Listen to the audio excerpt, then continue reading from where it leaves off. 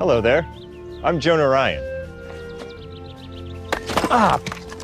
And I grew up right here in the awesome state of New Hampshire, the granite state of the United States. For your family, for your future, vote Ryan for Congress. My name is Jonah Ryan, and I approve this message. So, now you have all seen the ad, and we want to know what you think about it. Anyone? I didn't like the guy. You don't like him. Okay. That wood he's chopping? It's not gonna burn, right? To burn. The wood is not going to burn. What else? His head is too big for his body. But then sometimes his body's too big for his head. He's the wrong shape. Shape is wrong. Does anyone have anything positive to say about the ad? I like the kid, Yeah. Like the kid in the ad, the little boy. but I did not like that he was next to that guy. I was like, run. Oh, surprise, surprise, look who's here. Do you morons really not understand that this is a two-way mirror? Seriously? Are you shocked by that technology? I work in the f***ing West Wing, you Pepperidge Farm ad mother you. Watch your mouth. Sit your f***ing mom jeans ass down, Watch dude. your mouth. You gotta learn to control your f***ing temper. Lord.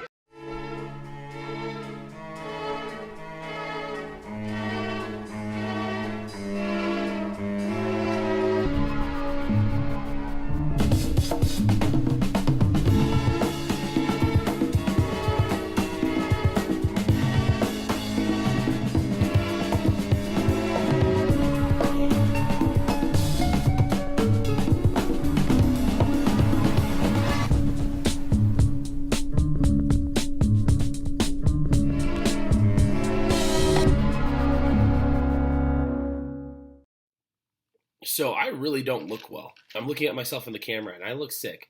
I think I might be getting sick. It's actually the first time I thought about that, and there's no better way to think that you're getting sick by just looking at yourself in the camera and being like, oh wow, yeah, it's probably time for me to maybe rest for a bit. So we are getting into the last third of this class. This is the last unit we're going to have. This final unit, while the first two kind of we've initially focused on the setup of government and how everything was built and why it was built a certain way.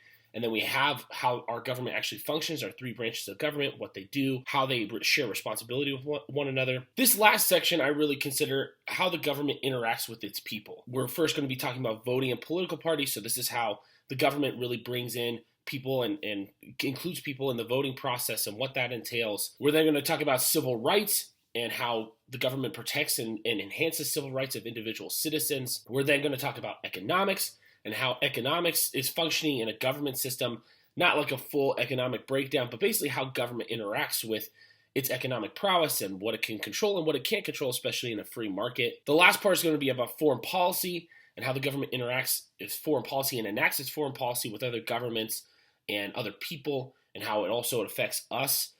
Foreign policy is not just something that affects the outside world, it affects us as well, and it's really important that people understand that. And then the last part is how media really communicates, and this is the communication tool for the government to the people, and what a free media means, how the media really functions as the fourth branch of government. So this section is really just about that. It's about dealing with how the government interacts with its people and what the government expects from its people and what the people expect from their government. I like this section a lot because we can get very specific about stuff. We've been talking about really broad concepts, big government things, but this is very specific. Since we're talking about voting in political parties today, we're going to be talking about how the people use their ideologies and find things and commonalities with people in the same party as them and kind of align themselves with a certain ideological viewpoint. That's what political parties are. They are aligning yourself with a full ideology that you as a group can say, this is what we believe and these are our core beliefs. So the way that this is going to work, I'm going to give kind of just a breakdown of how the different parties have worked throughout our entire government system. There's been different ones over the course of time. We have some similar ones that you'll recognize, some of them that you won't even know because they have long since died out. We are then going to talk about our two major parties, which is the Democrats and the Republicans. I'm going to break down kind of their biggest thought process, what they focus on, what they hope, or at least what their ideologies say. Sometimes those ideologies don't match up for either one of them. I'll be talking a little bit about third parties, although we really have a two-party system. The third parties are sometimes important because they can affect an entire political process. There may be government officials who align themselves with more of that third-party ideology, so we'll talk about them really quickly. And then we're going to talk about voting and that's how it works, what you do. We have an election coming up no matter when you're watching this video, election is going to come up. So it's really important you understand how these things work, what primaries are, how you're eligible, and then we're going to talk about some voting issues, and then the future of voting, kind of make some guesswork on what it's going to look like in the future. There are some things that are coming up that are going to be really important to understand about the future of voting and what that's going to entail. So to really get started, I'm going to talk about the history of political parties. And political parties usually are just ideological groups that people express their opinion in a joint way to say what they believe, why they believe this sort of thing. And they usually group up with people who believe in similar ideologies. Our country at first was not founded on two parties. Actually, Washington made sure, or tried to make sure, that people did not have an ideological party. He wanted people to be Americans. He thought political parties would be the death of the country. And while I think that's pretty misleading, it's also kind of true at times. Sometimes two political parties can really run into a situation like we have now, which is just completely, vastly ideological ends of the spectrum. And there's really not many places where they come and have bipartisan support for a lot of things. It's hard right now for political parties to really focus in and try to find commonalities or make concessions to one another. Their ideologies are so buried in and just very hard to move past the point where they can find some bipartisan center between the two parties. But that's kind of how it's always been. Our two-party system really started from this point of it's always been misleading and kind of polarizing. And no matter what we do, it always seems to run into these same issues where it's just vastly polarizing. No matter how much we try to change it, there always seems to be something that kind of pulls parties apart. And while people say now we're more ideologically split than ever, I don't know if that's the case. I think if you see the beginning of our two-party system, it was started by Jefferson, who had the Democratic Republicans, and then Hamilton, who had the Federalists. And that was the first party system. That was 1792 to 1824. The Federalists believed in a strong united central government, a centralized banking. The Democratic Republicans were defined by personal freedoms and limited government. This was, again, the split between Hamilton and Jefferson that started these two parties. They absolutely despised each other. They had two ideologically differing viewpoints. They really made sure that they did not work together. And it was contentious. I mean, they really hated each other. So I would say that our two-party system, while people say, wow, we've been more polarized than ever, that's not necessarily true. We've always been polarized. It just depends on if you're able, at what point are you able to put aside those differences and try to come up with some commonalities. And luckily enough, for the beginning of our country, we had Washington, who really wanted, he agreed more with the Federalists, but he wanted to remain center. He did not want to feel like he was attached to one party or declare one party. He really believed in a neutral stance, especially for the office of president, which was brand new and kind of taking its own form. Most of this was pretty cordial for the most part. They really debated pretty well, although it wasn't that cordial. Federalists and anti-Federalists outside of Hamilton and Jefferson were pretty good, but they really led their parties they created them basically. But for the most part, it was a spirited debate. It was talking about these issues, and they were starting a country, and they really didn't know how to go about that. And then after 1824, the Democratic Republicans split. There was a huge ideological split. Jefferson had left office, so this was at a time where the country was starting to be redefined again. And that brings in the second party system, which was between 1828 and 1854. And there was this party called the Whigs, which was the privacy of Congress and the modernization of economy was their primary focus. So they wanted to put more power into Congress, and the Whigs were really focused on, we need to build factories and we need to build people up and we need to try to make an industry and create something for ourselves. And then there was the Democratic Party. So this is where the Democrats start coming in. This is now where they really come into full effect. And this was the primacy of the presidency and no modernization of industry. So really, they had the exact opposite focus of what the Whigs wanted. These two parties were fighting about what branches of government were going to be the most powerful. Was it going to be Congress or was it going to be the presidency? And for the most part, Congress won out for a majority of this time. The Whig Party was pretty powerful at this point because it was building the powers of Congress. It was building different parts of the economy. It was trying to make this place that was a lot different from what we know now.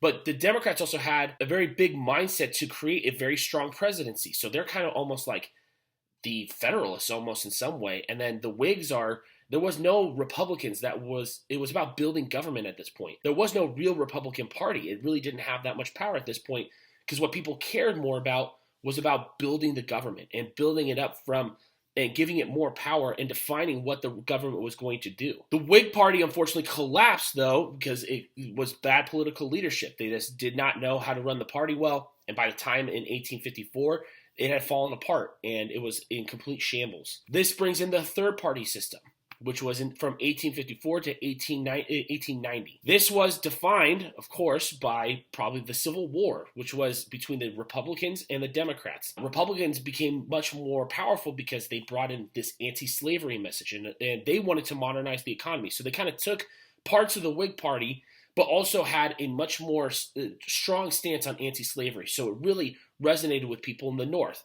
But Democrats started to resonate with people more in the South. They were called Bourbon Democrats. They were pro-business. Democrats tended to be more, in the North, tended to be more Catholic, and they were Catholic immigrants that usually were Democrats. The biggest thing that came out of the collapse of the Whigs and into the time of the Republicans and the Democrats was the election of Abraham Lincoln. So really, like, even the third party system, more was around 1851 when this kind of started, because Abraham Lincoln had become a Republican and was very, very active in trying to make sure that the Union stayed afloat. We know a lot about Lincoln. The Civil War became defined around the fight between the Southern Democrats and the Northern Republicans. And Republicans believed in the anti-slavery message because it focused on limited government. It did not believe government should be helping people enslave people. They wanted to have an economy that was strictly focused on modernizing it, not using slave labor, modernizing what they could use and focusing on the individual rights of workers. But Democrats had entrenched themselves into the South. They were part of the very pro-slavery message. And, fortunately, the North won. Democrats sort of lost their power from that point on. The country became much more Republican. It focused, and the North had won, the Union had won, and the Republican Party became much more powerful after that point. Because in the fourth party system, which was between about 1890 and 1932, was completely Republican dominated. So for almost 40 years, the Republicans dominated this system of government. That does not mean there weren't Democrats or anything like that, but for a vast majority of this, it was Republicans. And Republicans expanded large corporations. They ended child labor, an end of racial segregation. So they tried as best they can to focus on pro-business and pro-limited government. But they started to expand these large corporations, and this is the full fruition of the Industrial Revolution, when they started to focus on building up the U.S. economy, expanding to the West, building a massive economy and massive amounts of farmland. They were led by this really pro-business, everything was pro-business. And even into World War I, in the 1810s to 1820s, even then, the economy was just really good at that point. It was the Industrial Revolution. There was a huge boom, and it was America was kind of defined by this opulence and wealth. Businessmen had just grown beyond a certain point of, they had grown into these massive corporations. This was expanding the United States' global power, because not only were they trading within themselves and building their country, they started to trade outward too, and their influence started to be felt around the world. Democrats had almost no say during this time, but it wasn't until 1936, and this brings up the fifth party system. At the beginning of the 1930s, obviously the Great Depression happened, and the Great Depression brought crashing down the Republicans. They had expanded too much, really gone pro-business, and when a majority of people had lost their jobs, lost a large amount of wealth, they no longer trusted the Republicans. The pro-business message really got lost, because it had expanded so far that it exploded. The economy was just in shambles. And so they turned to probably the most powerful Democrat ever, and that is FDR. FDR creates this Democratic Party that is all about pro-government, building a government for the people.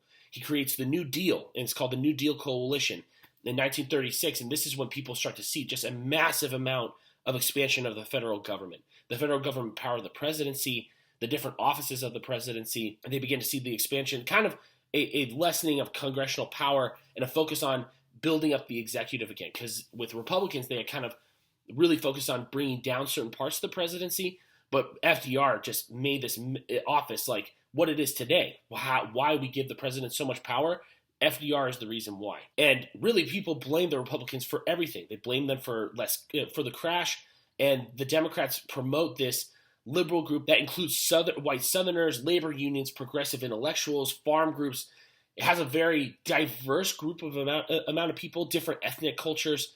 We're all pro-Democrat. This builds this whole system where Democrats start to expand government's power and reach as far as possible. And this is where the religious conservatives in the Republican Party start to form. There's conservatives who start taking over the Republican Party. They're probably the only group that the Democrats really didn't fully embrace was these religious conservatives, and that's more because they had like this ethno-religious identity, which was like they were going to take Catholics and Protestants and especially at that time, that was mostly what was the dominant religions. They were going to take them and use them all together. The Democrats had a very diverse group of people. Republicans tended to, if people were more conservative, that's where they tended to lean towards, was these conservative ideologies. And this fifth party system is what we have now, these balancing between the Democrats and the Republicans. Republicans are a little more conservative with government and take a limited government stance, but then the Democrats are over here taking a stronger government stance and usually have a more diverse group of people depending on their ideological viewpoints sometimes. This has been the most dominant political party system ever. I mean, this has lasted 60 years, and most of these have only lasted 30, 40 years where a party falls apart and then they start building it up, and then now this is our longest running system, and really this is how it's been for a long time. But people say that we're actually might be creating a sixth system where we're not really sure if these two parties can be leaders anymore. We have one party that's kind of focusing on this turning even more conservative and very ideologically leaning, where it doesn't embrace the type of ethnic diversity that like is really coming about in this country. And then on the other side, you have a party that sometimes is really inadequate in terms of how they handle certain issues with ethnic groups. And then not only that, but like don't really promote and maybe are not liberal enough for some of their voters. So there is this thought that these two parties are really going to split themselves at some point. And that's in the natural order of things, really. I mean, maybe our two-party system has lasted too long and these two parties have grown too powerful. That's kind of, at least from a perspective of that, I do think that there's going to be some issues in the future. Because if you keep happy your conservative voters on the Republican side, they're not going to vote Republican anymore. They're going to create their own thing. And then on the other side, you're going to have Democrats who, if you don't vote liberal enough, they're going to create their own party too. Maybe call themselves socialists, and people can argue about whether that's a good or a bad thing. But if you call yourself a socialist, that's going to be very different from what it means to be a Democrat. And if you call yourself a religious conservative, that's very different from what being a Republican means. So these two-party systems are really, they're overdue for an overhaul. Is that kind of my viewpoint, or at least what I'm thinking, that there needs to be some sort of change, and maybe that would help our government system a little bit more if we could get away from the traditional Democrats and Republicans that we've been so accustomed to and maybe come to a different viewpoint. So I'm going to start talking about Republicans first. So the Republican Party, their ideology is really based around just a couple of different things that I really can think of. There's a lot of different things that I'm going to miss, but this is generally what they focus on. The first one is limited government. They believe in limiting the power of government, how much power goes into it. Although they go against that idea a lot, it just depends on what their viewpoint is at that point. If it's something that goes to their ideological stances, they are fine with expanding the powers of government. For example, if it were limiting the access to abortion, that's totally fine with them. You can use government power to do that. But if you try to gain access for abortion, that's bad. They don't want that. They are usually pro-business, so they focus a lot on corporations, giving tax breaks to corporations, giving tax breaks to the wealthy. This is kind of like their stance, because a lot of their donors are Republican who have a lot of money, and that's just kind of the nature of just who they are as a party. They take a firm stance on anti-illegal immigration, although that has kind of changed not only from illegal immigration to just all immigration. And this is where I mean that the conservative party in the Republican Party is really kind of taking over the stance of, we don't like immigrants just in general. And that's kind of true. The traditional Republican is not that way. A traditional Republican believes in expanding the protections for immigrants, but doing it in a legal way. And again, maybe you could talk about what that actually means. If you're talking about the ideological power of limited government, it almost would mean that you are pro-immigrant, because you are trying to bring people in and expand their rights in a way and give them political freedom. So our party system is kind of weird in that sense, I guess. They tend to focus more on Christian values, which they have a large group of people who are mostly conservative Christians. Yeah, they tend to focus on family values and Christian values, and that tends to be where they focus the most on. And their voters tend to lean ideologically towards that conservative Christian value. They believe in lower taxes, so they've obviously made some tax breaks in the last couple of years, anytime that a Republican comes in, you can almost guarantee that one of the first things they're going to do is lower taxes. That's what it's been for Trump. That's what it's been for George W. Bush. For George H.W. Bush, I don't know if he lowered taxes. He might have, but he kind of took off of Reagan. Reagan definitely lowered taxes. They usually believe in higher military spending more money in the military equipment. That tends to be where they focus most of their time on, and spreading U.S. military power and limiting the welfare states. They want to limit how much the government gives out in terms of helping people with Social Security, food stamps, any sort of government-related help. They want to try to limit that as much as possible because they just don't believe in government spending and overspending on certain things. The way their primaries work are usually their candidates announce their intention to run almost 2 years before the election. So that has already happened so far, and usually that happens when you see a presidential election. They tend to announce it far out in advance that they are going to be running, so that way they can kind of get a good head start. It usually starts with the Iowa caucus, so if they start over again, when they have all their candidates, if there's not just one candidate that they're focusing on, they usually have an Iowa caucus. And this used to be a good indication of who would get nominated, but not usually the case anymore. The first person who usually win the Iowa caucus, which is kind of like this initial primary vote to kind of see what the flow of the party is, the last couple of winners have not gone on to win. I think the last one who won when Trump was running in 2016 was against Ted Cruz, and Ted Cruz obviously ended up losing. He ended up losing a little bit of steam. So they really liked Ted Cruz at the beginning and did not like him near the end. The states vote over the course from February to July of the election year. So whatever year it is of that election year, you will see that voters will go out and will vote in these primaries to try to figure out who's going to be the candidate for their party. The states use a combination of caucuses and primaries to determine who they're going to vote for. So if they have a primary vote, they're going to all get together and decide, okay, this is who our elector is going to be. This is what happened with Trump. He had to go to every single state and every single primary, and he had to go campaign in those states. And he won a majority of them, obviously, because he ended up being president or ended up being the candidate for the Republicans. But he lost a lot too. It was not a for sure thing for a while until as it starts going on, you realize, oh, he's winning a lot of these states, and then he ended up being the candidate. So it takes a long time. It is not a one thing process where you just vote in the first state and then that's it. The primaries take a long time. They're probably the most grueling part of the election cycle, in all honesty. The Republican Party, unlike the Democratic Party, allows each state to decide whether to use a winner-take-all method or proportional method. In a winner-take-all method, the candidate whom the majority of the caucus participants or voters support receives all the delegates for that state. So if you have one state that votes for a winner-take-all method, that means that they are going to win a majority. So it's just like the Electoral College in a way. Like they're going to get all those electoral votes or all those delegates to vote for them. When it comes to the big massive party vote, more near the time of I think it's August, September of the election year, that's when you start to figure out who are the candidates going to be. Their leaders, honestly, the best thing I can tell you guys to do, since the leaders might change really rapidly over the course of time, I would tell you to go look at my videos for the executive and legislative branch. It basically, those people that I talked about are going to be the leaders of the party. Like if you have a president who is a Democrat or Republican, they are going to be the leaders of their party. If you have leaders in the House or Senate, those are going to be the leaders of their party. That's going to be the people that they turn to most. There's going to be some presidential candidates, mostly who are in the legislative or executive branch, so hopefully I talked about those people. Those are primarily the people who are going to be the leaders and what they're going to stand for, and so I would tell you to go look at that. Okay, so now that we've talked about the Republicans, we're going to talk about the Democrats. So the Democrats' ideology is mostly dealing with expanded government to protect different types of groups, different ethnic groups, different social groups. They usually try to use government as much as possible to expand the rights of individual people. They're usually pro-business. I mean, honestly, Democrats do not have an anti-business stance.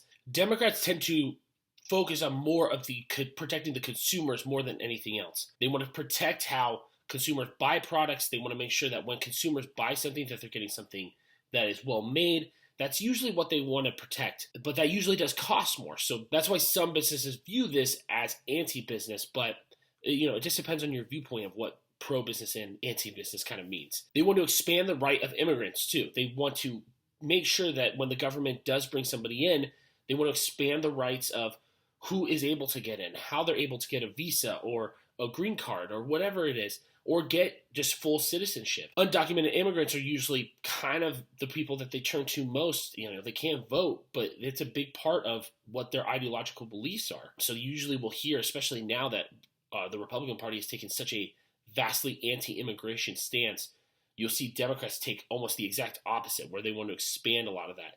And again, it kind of depends on your viewpoint of whether that is a good or bad thing, but undocumented immigrants have become a big part of our society. They want to expand full government protections for people. So they want to usually expand programs like Social Security, Medicare, Medicaid. Expanding healthcare access for people was the biggest government expansion since Social Security. So it was a vastly huge program. Obamacare was one of the most liberal programs since Social Security, and it was just a massive overhaul of how our government works, and it's had some success. I mean, people have more healthcare than they really have in the last 30, 40 years, but there's still issues with people talking about if that was too much of an expansion, if it costs too much, did it actually go far enough to protect certain things. So there are some talks about that on both sides of the aisle. Obviously, Republicans really don't like that, but Democrats also say, like, maybe it should have gone farther. And they also believe in using international organizations as a primary source of diplomacy. So unlike military spending and things like that, they believe in expansion of the State Department, of different organizations, using things through the United Nations, for example. They want to go to the United Nations and talk to other countries, and that tends to be what Democrats usually focus on. They focus on diplomacy more than anything else. Republicans also have a large amount of diplomacy and diplomatic side to them, but they also kind of focus on, we're going to use that diplomatic through our expansion of our military power, and it just depends on how you really look at things. Again, primaries. Candidates also announced the intention to run almost 2 years before the election, and it used to not be this way, but with how much it costs to run an election, they do need to announce 2 years before. And states also vote over the course from February to July of the election year. California has now pushed up their primaries, so they are no longer near the end where we didn't matter as much, honestly, because by that point we kind of know who our candidates will be. It's more of just like a formality. They've decided to push that up into February or March, so now our state's going to be really important in the primaries because they're going to really see which way the country's going to go and who might be the candidate for the Democrats eventually, especially. So the Democrats use a proportional method for awarding their delegates during the primaries. The percentage of the delegates of each candidate is awarded for the number of undecided delegates is the representative of the mood of the caucus goers or the number of primary voters for each candidate. So unlike the Republicans that go for a winner-take-all method for their primaries with some proportional states, the Democrats almost have a full proportional state model that they use. So the way that this works is, for example, if a state had 10 delegates, let's say, and they have 3 candidates. So let's say 60% of the vote support candidate X, 20% support candidate Y, and 20% support candidate Z. Candidate X would receive 6 out of 10 of those delegate votes. Candidates Y and Z would each receive 2 delegates. So they kind of portion out how much each is going to win. So it's much more proportional in terms of, like, you can have a lot longer of a run for Democrats, but there have been some issues with Democrats and how they vote because Democrats also have this thing called a superdelegate. And superdelegates are really complicated, but basically, like, they are people that the Democratic Party chooses. And this is kind of what they said about the primaries last year, was that most of the superdelegates were able to vote for Hillary Clinton because they really wanted to push having her as the primary vote getter in the 2016 election. They wanted her to be the candidate, and the party kind of pushed it that way for their superdelegates to push towards Hillary Clinton being their eventual candidate. Where Bernie Sanders had a good amount of delegates, he had won a lot of in the primaries. He had won a lot of states, or at least won a proportional vote in those states. So he was still in it, but the superdelegates didn't really support him, and he wasn't able to get enough votes to win the primaries. People were criticizing that, and I think that is kind of a fair criticism because the Republicans really do use however many votes you get, you are going to be the eventual candidate. But for the Democrats, it really is just like whoever we can get. If we're going to push the party a certain way, or if we think the best person's there, they can use their superdelegates as a party to push themselves that way, choose people who will be a delegate that will support the eventual nominee. I don't know if that's fair necessarily. It's really complicated. But if you guys hear anything about superdelegates over the next couple years, and especially as you start watching this, if there are primaries going on, you're going to hear a lot about what superdelegates mean and how they work. For party leaders, also just reference my legislative and executive branch members, because that will be really important if you were trying to figure out who has the power in each party. So let's talk about third parties, who are all very interesting. I'm only going to talk about a couple because there's a lot of different parties in the United States, but obviously the two, Democrats and Republicans, are the most prevalent. But we'll talk about a couple that are really prevalent in the United States. The first is libertarians. Libertarians are they're ultra conservative when it comes to government, but they are ultra liberal when it comes to almost everything else. They're very weird. They believe in almost no government for anything. They believe in only capitalism, and they do not believe in foreign investment. So this is kind of where you stand. If you believe that government should not be involved in anything other than just protecting us, then you are probably a libertarian. Meaning that you don't believe that government we shouldn't be paying taxes, government shouldn't be paying for schools, private industry should only be the thing that you're focused on and who we should rely on most. It just believes in this whole idea that capitalism is the biggest and most important system that we have, and we need to protect it. They do not believe that the United States should be involved anywhere. While we should have diplomacy, probably, we should not be investing in other countries and pushing off our military power other than just to protect us.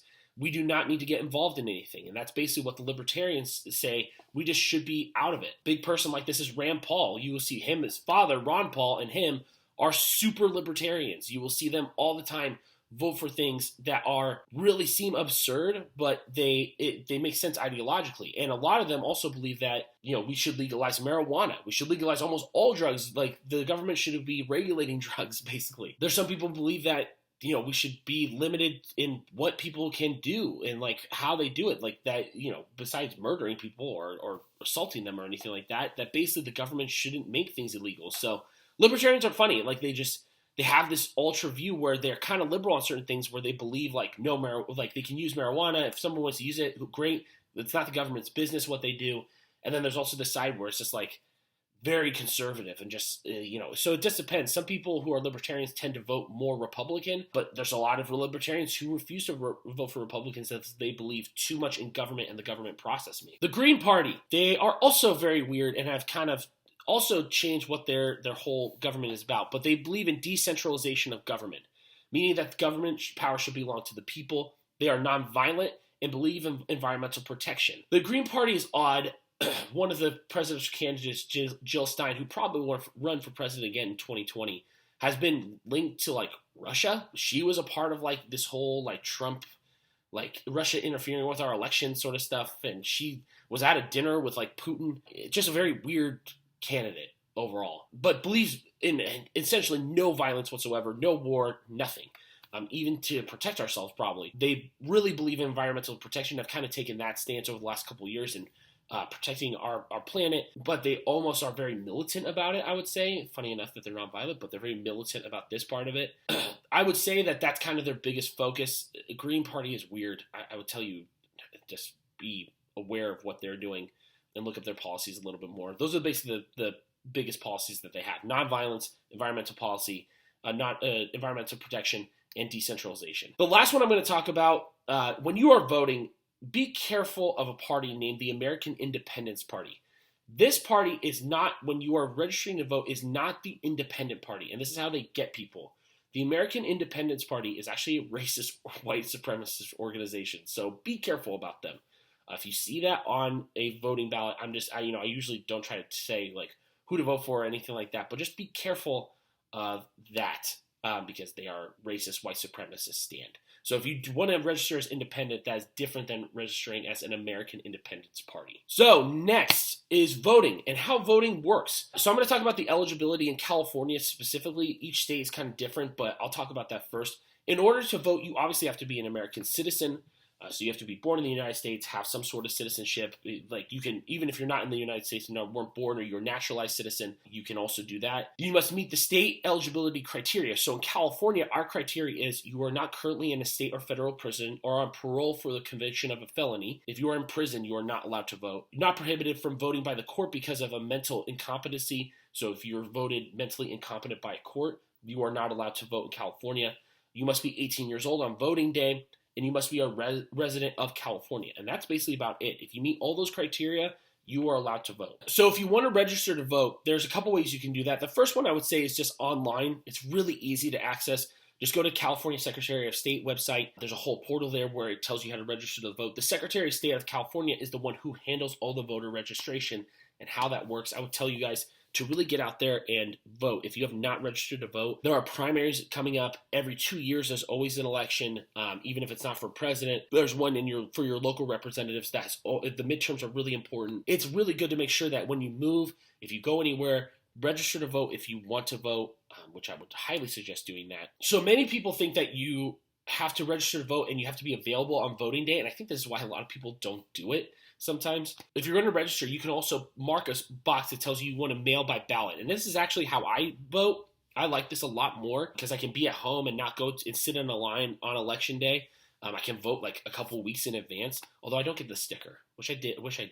I think the way that I'm going to do it next year is probably like the way I'm going to do it next year or whenever I vote again is to go into the office, because you can drop off your mail-in ballot. You either have to mail it the day of the election and then they cast that vote later on, or you can drop it off at your local polling station and then you can get a sticker. I always just get this. I think that's the only reason I vote, besides just the fact that it's my democratic right and my responsibility.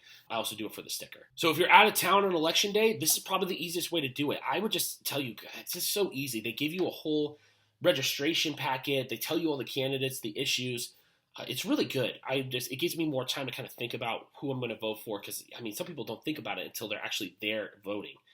I would tell you to look at the issues a little bit more when you're going to vote. Read the packets. Just take like an hour, just read through them and see the issues that you're going to have. It's free to mail by U.S. mail, so you do not have to pay for a stamp. Just plug it into your local mailbox and they'll get it. These mail-in ballots are really kind of secure. They're very secure, actually. They're probably one of the easiest way to do this, but it's definitely increased voter participation. Especially if you have family members who are like impaired, they can't really get around very well, maybe don't like leaving the house, whatever it is. I'll tell you just to put this option out there because it's really a secure way to do it. It seems like it wouldn't be, but it's actually one of the most secure ways that we have been able to expand voting rights for people, is by letting them not just have to show up on election day and just come out and vote. And it's just an easy, accessible way to do all of this. You can also early vote. So a lot of polling stations will open a couple weeks in advance, and early voting has proven to be increasing voter turnout. So you don't have to just go on election day. Your polling places will open a couple weeks in advance. You can just go and vote, get it done. Like, there's nobody who early votes, like where there's a line sometimes. Maybe the night before election day, that might happen, but it's not like that you just have to vote on election day. And that's basically what I'm telling you, is that you can go and vote at any time a couple weeks in advance. Let's look at your polling station and see when it opens, what the hours are.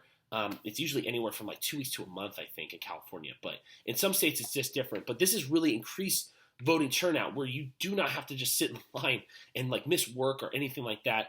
You can do it on a week. I think most polling places are open on weekends too, so it's super easy. If you can't make it on voting day, you're busy or working, and you don't want to sit in line too, which I totally understand, just do this. It's just the easiest way to do it. I tell you guys, I always try to stress this in my classes, but just go and vote. Just do something. If you really don't like how things are right now, the easiest way to change it is by voting. And it's just the biggest, simplest thing you can do. So there are a couple issues in the United States with voting. Right now, one of them is gerrymandering. And you've probably heard of this a lot, but it's manipulating the boundaries of an electoral constituency so as to favor one party or one class. So a lot of states will do this when they control the House. This is why the census is so important this year, because Democrats will control a lot of the ability to tell where congressional districts are. It will kind of take a whole census of what the country is like, and they could redistrict California. So California could either increase its electoral votes because they say, well, California has like 10 million more people, so like we have to increase their electoral votes because they represent more of the country now. Or it could say, well, California's population is decreasing, so we're going to decrease how many electoral votes they have. But you will see that like your district might change. Your district doesn't stay the same all the time. Like, I think for a lot of California, we're like in the 7th, 8th district, but like sometimes we're in the 3rd or 4th district. It just depends on how the map is going to be rebounded. Gerrymandering tends to not be a great thing because a lot of parties will like splice things up and make boundaries very weird. Like if you look at your voting map, you'll see that like a lot of it doesn't make sense. Like for our voting map and like for Sacramento, like the Sacramento city makes sense, but then like the district where Ani Berra is, and if you live in Elk Grove or Folsom, like it spreads all the way there, and like Elk Grove and Folsom are very different places. Like you wouldn't really put them together. Like it doesn't make much sense. But the reason why they do that is because there's a very similar population in Folsom and Elk Grove into like the farmland area. So it tends to be pretty 50-50. But parties will like completely ostracize like certain parts of like a party where it's like a place that tends to be, let's say, more liberal. They'll split that liberal district and put that liberal district in a place where there's a large amount of conservatives, and they'll kind of like make sure like that those liberal voices are in the minority in that particular district. So that's gerrymandering. That's basically splicing up the electoral map that is very odd in terms of like geographical location. They'll split up neighborhoods that tend to be more conservative or more liberal and try to ostracize and make sure that those, what could be a really powerful voice and like a powerful part of that constituency is kind of ostracized. And that way it favors more either Republican or more Democrat. And both parties do this. This is not just a one thing or another. You hear this a lot with conservative states, but liberal states do this too. This is not an issue that is just assigned just to one party. So you're going to hear a lot about this in the next year when the census happens and we start to see what the electoral map is going to look like and if it changes at all, if they're going to redistrict some places. But yeah, you're going to see kind of a shift in the next couple of years. But this really does make the party system unfair, and it ostracizes people from it.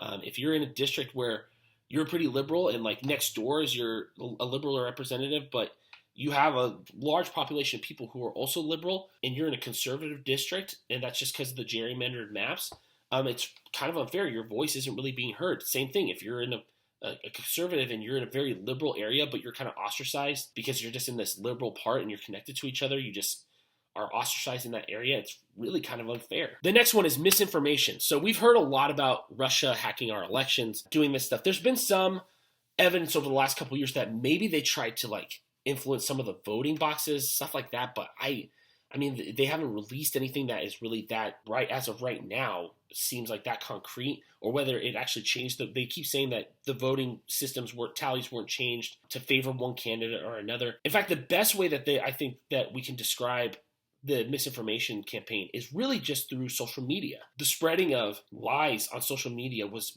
very apparent in 2016. People were influenced and have free access. I mean, we are a free country. You have free access to information, but that also means you have free access to misinformation. We have so much access now to different sources and different articles and stuff that just really, it's on both sides. I mean, I think Russia wasn't trying to necessarily just elect Trump, although I think maybe they kind of favored that. They're also trying to sow a lot of discord amongst races, amongst parties, amongst ideologies, and they really figured out how to do that really effectively. And this is scary because this is not something that's easily fixed. We live in a country that you are able to think and feel and be ignorant as much as you want. You're just allowed.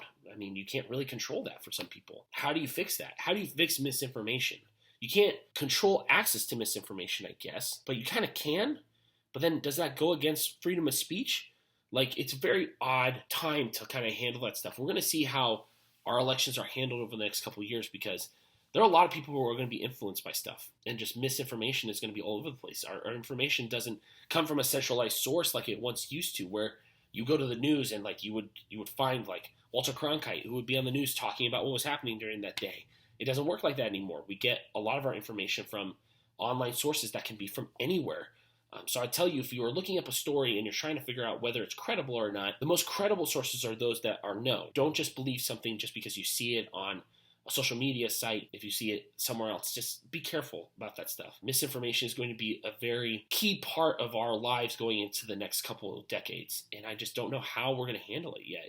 It really feels like an attack, because attacking our freedom of speech and attacking our weaknesses that we never really realized, and the Russians are very good at that, and a lot of other countries are, but especially the Russians. So that's, I think, what they mean by Russian hacking. It wasn't just necessarily the vote counting. I don't think that they did anything significant. Even if they did hack our voting count, which isn't great, that's really bad. Even if they did do that, though, I don't think that had as much of an effect as doing the misinformation this way. It's crazy what they did. The next issue is campaign financing. One of those key decisions that the Supreme Court handed down a couple years ago was Citizens United, which was a huge overhaul in how people raise money. And basically it defined corporations as people. So it said that people now can donate without any limitations. So they can donate as much money to a candidate as they feel like. If they feel like they really like a candidate, a corporation can now contribute to a candidate which seems just wrong. And this is going to be another big issue. Money in politics kind of really favors rich white men, and that's really unfair to a democratic system when you're trying to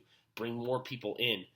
So this is going to be a big issue over the next couple of years, and how we handle bringing new people in. I mean, money is just, it makes the world go round, and it's just a natural part of our system. It also maybe is time to think about how money is going to influence us in other ways, and what a candidate can do to really make sure that they can come up, even if they don't have the clout that some other candidates have. We need to build some candidates up, not just by money, but by other means. The last one, and really probably the one that's going to get figured out pretty quickly over the next couple of years, is the party elites controlling the primaries.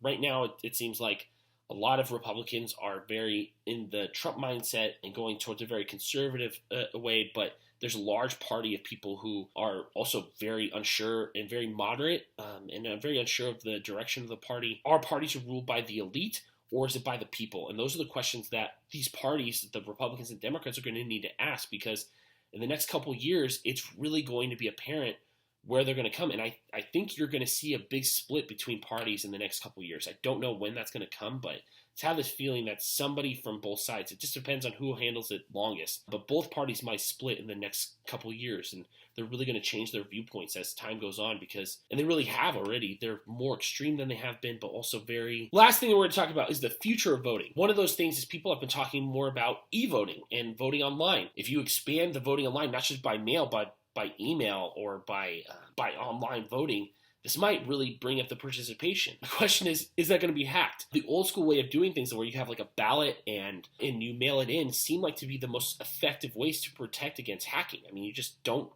hack a ballot, basically. But the question is whether it's worth it to expand those rights, because if you have online voting or access to voting like that, and somebody interferes with that in a very significant way, that could ruin an entire election. You would have to have a whole new one, and that would cost a lot of money to do that. And the last one is expansion of voting. I think the biggest thing that we can talk about over the next couple of years is how we expand voting. We have voter ID laws that are now coming in that are trying to limit the participation of certain minority groups, people from different socioeconomic classes. The Voting Rights Act was struck down. One of the key decisions from the 1960s, one of the key votes, was voted to be unconstitutional in the Supreme Court, and that is a big change. And I think a lot of people, while there hasn't been a full study about it yet, I just have this feeling that really is going to change the way people vote in the next couple of years, by not being able to protect the rights of individual people in certain states or certain counties from voter ID laws, from gerrymandering. Or Trump, at one point when he was first elected,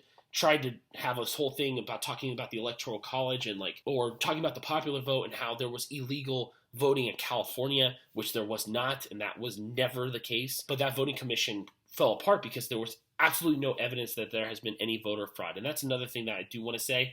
If you ever hear a candidate say that there was voter fraud happens so minutely that it barely even registers on some of the issues that our voting will have in the next couple of years. Any study that's been done on illegal voting or tampering with the vote or having illegal immigrants vote is categorically untrue. And I just want to make sure people know that there were not 4 million people that voted in California who were illegally voting. That's just not the case. So I just want to make sure everybody understands that. When we're talking about expanding voting rights for people and for individuals and for different ethnic groups, for different socioeconomic groups, I feel like that's very important. It's really important to make sure that people have access to voting, have access to fair elections, have access to this kind of stuff, because if they don't have that, then we really don't have a democracy. So this is vastly important over the next couple of years, that we kind of protect our voting rights for everybody. Because if we don't, it's not just one class or anything like that. I feel like if voting rights are not expanded for one group, then for the rest of us, they can really start to at least cut down our rights to vote. So I want to make sure people understand that even if you're not part of those socioeconomic classes, or if you're not part of a certain ethnic group that is categorically being denied their vote, it's really important that you still get out there and fight for somebody's right to vote, because your rights could be infringed upon, and your voice might not be heard if some of the issues that we're seeing today continue to expand. So that's all I got. This is, I think, one of the best ones that you can talk about. I really like talking about political parties, and it's going to be really interesting to see where it goes over the next couple years. For the next couple of lectures we're talking about civil rights next week, and I'm really excited about that. Civil rights is such a huge, important issue now, but from more of a historical perspective, it's just really important to talk about the way that civil rights plays a role in our society and the way that we look at it. We're going to get into very specific parts of our government, so we're going to talk about very detailed stuff over the next couple weeks. So I just want to make sure that you guys really use what we've learned in the first couple weeks of the semester and try to apply it to now and see how that really does affect your life now. All right, guys, that's it. Have a good week. I will see you guys all in the next couple of videos. Let me know if you have any questions.